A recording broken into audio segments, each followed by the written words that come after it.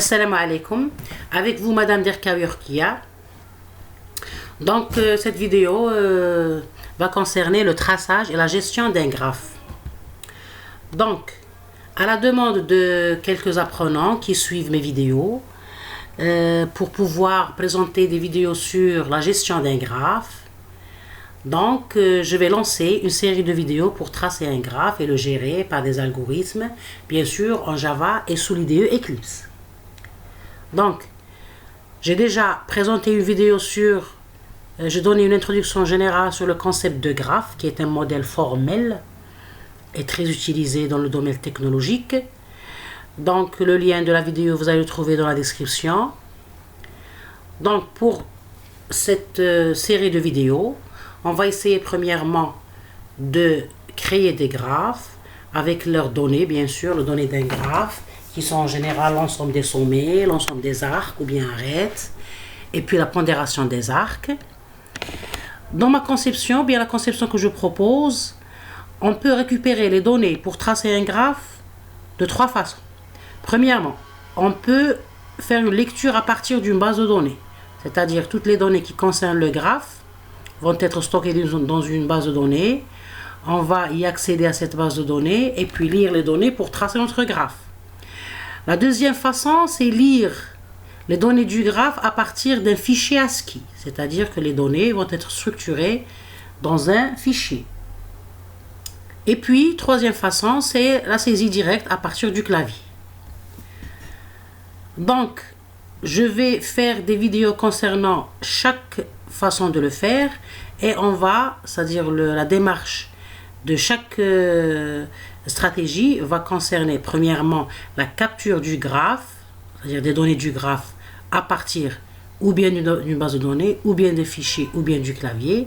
Une fois les données capturées, on va essayer de les visualiser en utilisant bien sûr des interfaces graphiques dont j'ai déjà présenté quelques vidéos, et puis on va leur appliquer les algorithmes dédiés à un graphe. Bien. Donc, pourquoi un graphe? Donc, on a déjà dit que le graphe est un modèle formel très utilisé dans le domaine technologique, informatique, télécommunications, les réseaux de type de réseau, etc.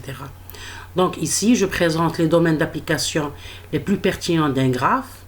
Donc, un graphe peut être utilisé dans un domaine ou bien une problématique de coloriage.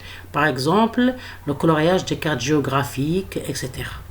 Deuxièmement, dans tous les domaines où la notion de réseau intervient. Donc, tout type de réseau. Donc, exemple, problème d'ordonnancement, le problème de transport, les réseaux routiers, les flots, etc. Aussi, de nombreux problèmes discrets peuvent se modéliser avec des graphes. Et puis, dans le domaine informatique, le domaine de télécommunications, les réseaux sociaux, ce modèle est très utilisé pour concevoir notre problématique.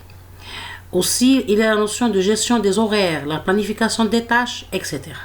Donc, je cite quelques domaines d'application du graphe, c'est pour vous montrer l'importance et l'utilité de ce modèle, et aussi son efficacité, surtout que c'est un modèle formel. Donc, je le répète, je l'ai déjà mentionné, un modèle formel, c'est un modèle à base mathématique. Donc, c'est-à-dire, un modèle mathématique, c'est un modèle exact. Parce que, en contrepartie, il y a les modèles informels, comme des textes, et il y a les modèles semi-formels, c'est-à-dire qui contiennent des notions de graphes, ou bien des notions formelles, et des notions informelles. Donc, globalement, on a trois types de modèles, les modèles formels, les modèles semi-formels, et les modèles informels. Donc, le graphe, c'est un modèle formel. Et ce qui dit modèle formel, c'est un modèle robuste. Bien. Donc, parmi les algorithmes qu'on va appliquer à notre graphe, une fois récupéré le graphe et le tracé, on va appliquer quelques algorithmes importants, très utiles dans le domaine d'études, ou bien même des modèles. Ces algorithmes sont très utilisés dans des problématiques réelles. Donc, il y a l'algorithme de Kruskal pour pouvoir déterminer un arbre de coût minimum, ou bien l'arbre minimum. Il y a l'algorithme d'Dijkstra pour déterminer le plus court chemin. Il y a l'algorithme de parcours en largeur, ou bien BFS, Bridge First Search. Il y a l'algorithme de parcours en profondeur, ou DFS, Depth First Search. Bien. Donc, automatiquement, pour pouvoir programmer notre conception de graphe et l'algorithme dédié à ce graphe, il y a plusieurs classes en Java qu'on va utiliser. On va utiliser des classes pour créer les interfaces graphiques, bien sûr pour pouvoir tracer et visualiser notre graphe. Et puis, puisque le graphe c'est une forme géométrique, si on puisse dire. Et puis, il y aura des classes pour traiter, pour faire des traitements, pour pouvoir appliquer les algorithmes sur les graphes. Donc, je vais présenter des vidéos concernant les différentes étapes pour arriver à tracer notre graphe et le gérer. Donc, les noms de toutes les vidéos de cette série, ils vont commencer par, ou bien, c'est-à-dire leur nom est le suivant.